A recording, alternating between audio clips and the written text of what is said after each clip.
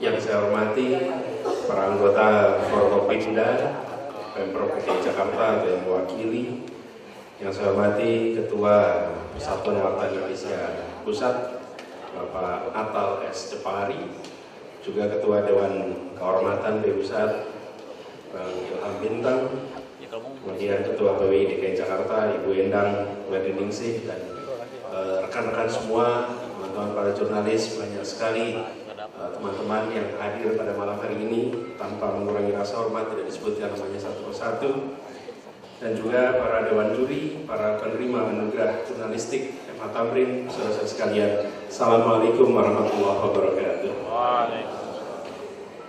Izinkan kita memulai dengan mengucapkan rasa syukur.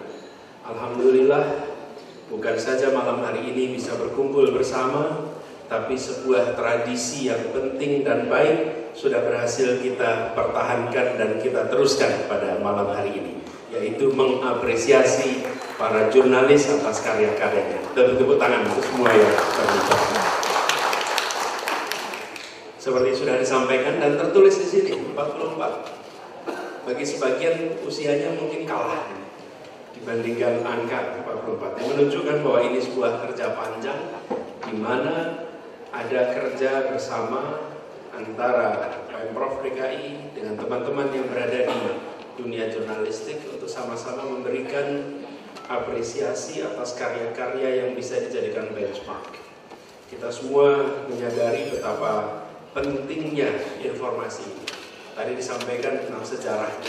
Saya rasa benar sekali di masa-masa awal pendirian Republik ini, prosesnya hampir semua tokoh-tokoh yang terlibat adalah orang-orang yang biasa disebut orang-orang yang terdidik, orang yang terpelajar. Dan orang terpelajar ini diciri dengan bacaannya luas, tulisannya banyak. Tak mungkin menulis tanpa membaca.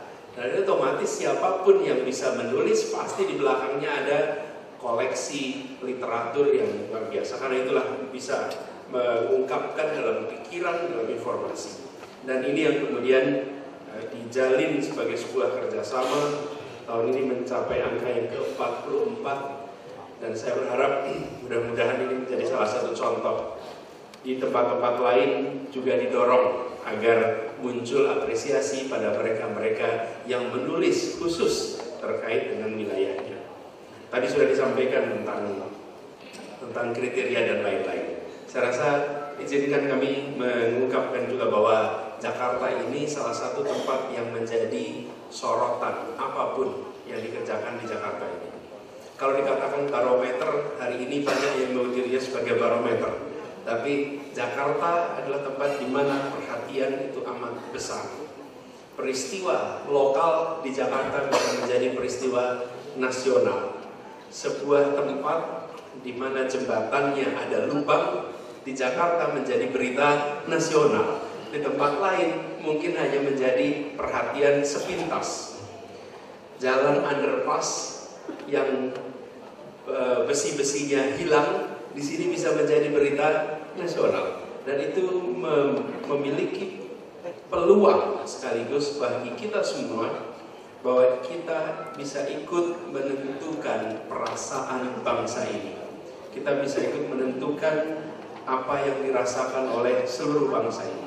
Karena itu semua yang terlibat di dalam penulisan, di dalam reportase punya potensi untuk ikut mewarnai Indonesia. Karena itu saya mengapresiasi sekali teman-teman yang bekerja di sini dengan menjaga objektivitas. Kalau inilah yang kemudian menjadi pegangan bagi kita semua. Saya sering sampaikan masyarakat di kampus itu biasanya kalau melihat proses politik bilang, wah saya tidak mau terlibat, saya mau netral. Saya sering sampaikan, kampus itu bukan soal netral, kampus itu harus objektif. Netral atau tidak, itu tidak terlalu jadi masalah. Tapi objektivitas itu harus dijaga. Kalau kita kehilangan objektivitas, maka disitulah persoalan-persoalan baru akan muncul. Dan kita semua berharap Jakarta, para jurnalis yang terlibat menjunjung tinggi objektivitas. Karena itulah yang ikut membantu merumuskan perasaan kita. Yang kedua adalah optimisme. Saya rasa salah satu yang menarik, kita berbicara tentang namanya adalah Muhammad Husni Tamrin. Beliau adalah seorang pejuang asal Jakarta, aktif di Volksstraat, menulis produktif. Generasi ini memiliki satu karakter unik, yaitu memandang negerinya dengan kacamata positif, memandang bangsanya dengan kacamata positif. Mereka tak pernah bekerja memangkas percaya diri bangsanya, tak pernah sedikit pun. Mereka tidak ada ikhtiar itu, meskipun faktanya memungkinkan mereka untuk memangkas percaya diri itu. Saya beri contoh yang paling sederhana. Statistik mengatakan bahwa saat Republik ini merdeka, 95% penduduk bangsa ini buta huruf. Itu statistiknya. Jadi yang melek huruf hanya 5%. Tapi yang menarik, kalimat-kalimat di dalam pembukaan Undang-Undang Dasar Republik Indonesia tidak ada kalimat negatif, tidak ada kalimat memerangi kebodohan, tidak ada. Yang ada mencerdaskan kehidupan bangsa. Oke, miskin kolosal, bukan sedikit, kolosal kita semua. Tapi tidak ada kalimat memerangi kemiskinan, tidak ada. Yang ada adalah memajukan kesejahteraan umum. Kita semua dalam posisi opres. Tapi kalimat yang dipilih adalah melindungi setiap tumpah darah Indonesia. Jadi sekalian, pesannya itu positif. Bahkan Bung Karno ketika mengatakan beri saya 10 pemuda dan saya akan guncang dunia. Itu kalau statistiknya 9 dari 10 pemuda itu buta huruf. Mana pula mengguncang dunia? Kalau kita bicara pemuda, 9 dari 10. Tapi beliau tidak mengatakan saudara-saudara semua buta huruf. Berat kita untuk maju dengan saudara-saudara yang seperti ini.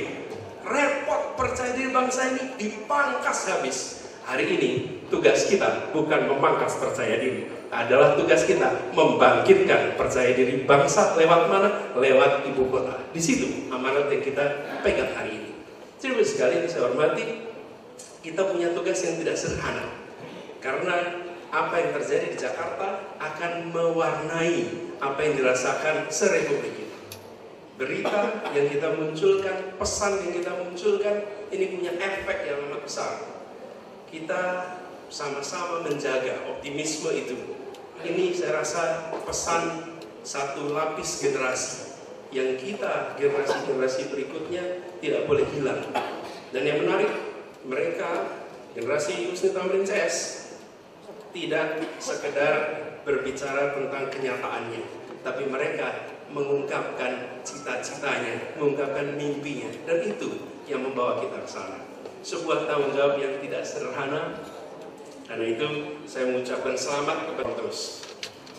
Kita ingin bahasa yang kita cintai dan kita banggakan ini tumbuh berkembang lebih besar.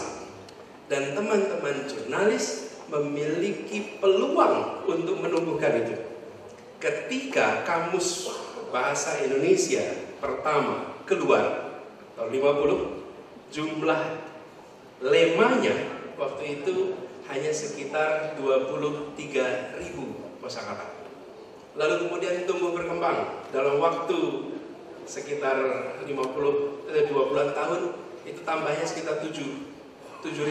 Pelan sekali. Saya waktu itu bertugas di Kemdikbud, jumlahnya waktu itu hanya sekitar 95.000 kosakata. Terus sekalian, bahasa Inggris punya 1 juta kosakata. Oke. Per tahun tambahnya 8.500 kosakata. Tapi Indonesia Dengan 700 lebih bahasa daerah, kita punya potensi memperkaya bahasa nasional dengan cara menyerap dari bahasa daerah. Tetangga kita, karena tidak punya bahasa daerah, yang diserap bahasa internasional. Kalau kita punya bahasa daerah, kita serap bahasa daerah. Dan siapa yang paling bisa mengkampanyekan bahasa? Para jurnalis. Saya berpandangan bahasa itu jangan baik dan benar. Itu pandangan lama. Bahasa itu kesepakatan. Kalau kita menyepakati, maka jadilah bahasa itu. Bahasa itu jangan baik dan benar. Kalau baik dan benar itulah resep mujarab membuat bahasa Indonesia selama ini tidak berkembang. Karena kita takut untuk membuat inovasi kosakata. Mengibarkan bendera, sebutkan mengibar tinggikan bendera, boleh-boleh saja. Pelanggaran-pelanggaran dalam tanda kutip dibutuhkan supaya bahasa ini tumbuh berkembang. Bapak sekalian, kejadian di sebuah majalah tahunnya sekitar 70-an. Ada seorang jurnalis di pers bicara tentang, saya lagi ngetik cari kosakata relax. Apa ya bahasa Indonesianya relax? Lalu kemudian ada salah seorang yang bilang, gunakan saja santai. Terus dia tanya, santai? Apa itu santai? Santai itu ya relax.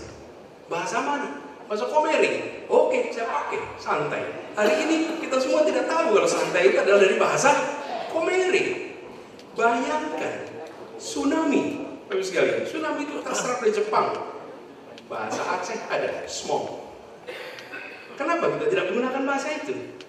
Bahasa misalnya di era kontemporer, gadget kebutuhan sehari-hari. Oke, kontemporer kita serap, gadget kita serap. Boleh saja kita katakan di era Kiwari ini gawai menjadi kebutuhan pokok. Kiwari serap di bahasa Sunda. Dari bahasa kita punya kekayaan yang luar biasa. Kami di Jakarta sedang mereview nama-nama yang kita serap dari bahasa internasional, kita coba serap dari bahasa daerah.